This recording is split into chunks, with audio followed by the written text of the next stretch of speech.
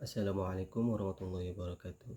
Kami dari kelompok 13, yaitu Muhammad Zikri Doni Kefan dan saya Muhammad Riyadi, dengan judul konsep positivisme, positivismologis dan siklus empiris, mata kuliah filsafat, dosen pengampu Muhammad Wisnu Maulana.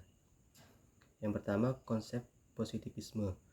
Positivisme adalah aliran filsafat ilmu yang menekankan penggunaan metode ilmiah, pengamatan empiris, dan pembuktian data untuk memahami realitas. Aliran ini meyakini bahwa pengetahuan hanya dapat diperoleh melalui pengalaman indrawi yang dapat diamati dan diverifikasi secara ilmiah. Pelopor konsep positivisme ini adalah Auguste Comte, seorang filsuf Prancis pada abad ke-19. Comte menegaskan bahwa untuk memperoleh pengetahuan yang sah, penting untuk mengadopsi metode ilmiah yang didasarkan pada observasi empiris dan pengujian sistematis. Positivisme juga mengajukan gagasan bahwa pengetahuan yang valid haruslah bersifat empiris, artinya didasarkan pada pengalaman konkret yang dapat diobservasi dan diukur. Secara keseluruhan, konsep positivisme menekankan pentingnya metode ilmiah dan observasi empiris dalam membangun pengetahuan yang valid dan objektif tentang dunia. Ini adalah pandangan filosofis yang telah memberikan kontribusi besar terhadap perkembangan ilmu pengetahuan modern dan terus memainkan peran penting dalam pemahaman kita tentang alam semesta dan masyarakat. Selanjutnya, konsep dasar positivisme. Yang pertama, objektivitas. Positivisme mengedepankan sikap objektif dalam mengkaji realitas, menjauhi diri dari bias dan prasangka. Kedua, empirisme. Pengetahuan diperoleh melalui pengamatan dan eksperimentasi, bukan melalui spekulasi metafisik. Yang ketiga, kuantifikasi. Mengutamakan pengukuran dan pembuktian secara numerik untuk memvalidasi temuan ilmiah. Selanjutnya, positivisme logis. Latar belakang dan prinsip-prinsip. Latar belakang. Positivisme logis berkembang di lingkaran Wina, sebuah kelompok ilmuwan dan filsuf yang aktif pada awal abad ke-20. Dipopulerkan oleh sejumlah filsuf ternama seperti Ernst Mach, Bertrand Russell, dan Rudolf Carnap.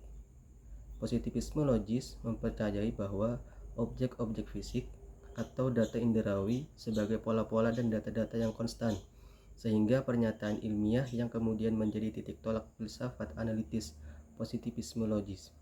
Ketika menyatakan verifikasi sebagai kriteria ilmiah dan non-ilmiah. Prinsip-prinsip. Para pengikut positivisme logis menganggap bahwa pengetahuan yang sah harus didasarkan pada verifikasi empiris, di mana gagasan atau proposisi hanya memiliki makna jika dapat diuji secara empiris atau direduksi menjadi tautologi logis yang memiliki kebenaran dalam dirinya sendiri, menolak pernyataan metafisik, dan menekankan bahasa ilmiah yang jelas dan pasti. Kritik terhadap positivisme logis. Yang pertama, terlalu sempit. Kritik positivisme logis adalah pandangan yang terlalu sempit, hanya menerima pengetahuan yang dapat diverifikasi secara empiris. Yang kedua adalah mengabaikan aspek makna. Positivisme logis dianggap mengabaikan aspek makna, interpretasi, dan pemahaman ilmu dan pemahaman yang penting dalam ilmu-ilmu sosial.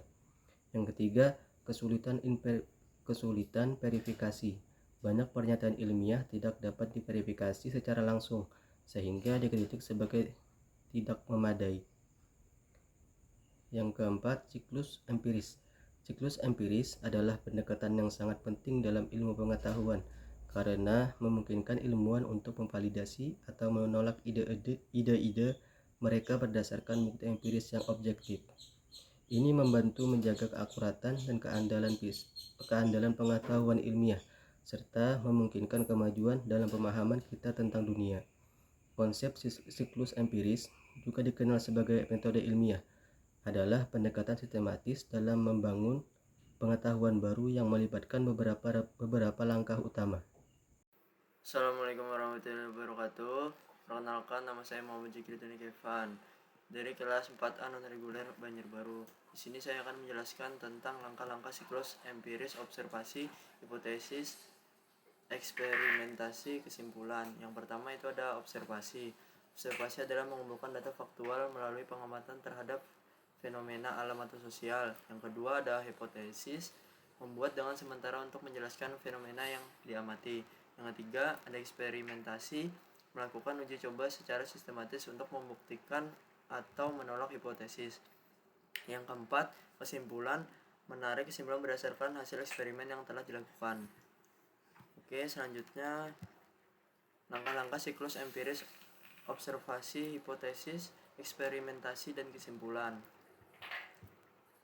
Terlanjut, aplikasi positif dalam ilmu sosial, kuantifikasi, penggunaan metode statik dan teknik pengukuran untuk menganalisis fenomena sosial, objektivitas, upaya untuk menghindari bias dan mempertahankan sikap objektif dalam penelitian. Empirisme, pengumpulan data empiris melalui survei, wawancara, dan observasi lapangan. Selanjutnya itu ada perkembangan terkini dalam filsafat ilmu. Yang pertama itu ada pasca positivisme, munculnya paradigma baru yang menempatkan peran bahasa, makna, dan interpretasi dalam ilmu pengetahuan. Yang kedua ada konstruktivisme, pandangan bahwa pengetahuan bukan jaminan objektif realitas melainkan konstruksi aktif dari manusia. Yang ketiga itu ada kritikalitas, pentingnya mempertanyakan asumsi-asumsi dasar dan kepentingan yang mendasari berbagai praktik ilmiah. Selanjutnya itu ada kesimpulan. Konsep positivisme yang pertama kali diperkenalkan oleh filsuf Prancis, menekankan pentingnya metode ilmiah dan observasi empiris dan memahami dunia. Positif logis, perkembangan positivisme logis pada abad ke-20 oleh filsuf seperti Marx Bertrand menambah dimensi baru dan pandangan positivisme. Yang ketiga itu ada siklus empiris atau metode ilmiah, adalah pendekatan sistematis dalam membangun pengetahuan baru.